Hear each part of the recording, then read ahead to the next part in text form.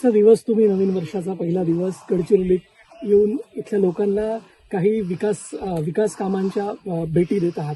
काय मला अतिशय आनंद आहे, कारण हा जो सगळा भाग आहे या भागामध्ये वर्षानुवर्ष दळणवळणाची साधनं नव्हती, रस्ते नव्हते आणि माओवाद्यांचा डॉमिनन्स असलेला हा सगळा भाग होता.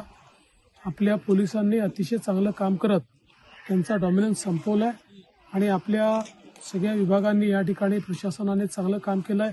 रस्त्याचं काम असेल, PWDने केलेलं पुलाचं काम असेल, याच्यामुळे थेट आता छत्तीसगडला आपण जोडले गेलो आहोत आणि 75 वर्षानंतर पहिल्यांदा बस सेवा या भागामध्ये सुरू होते आहे. लोकांना एक मोठी सुविधा मिळते.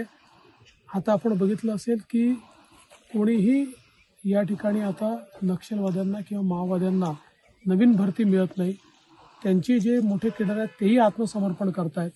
त्यामुळे एकीकडे आपण त्या समाप्तीकडे चाललो आहोत.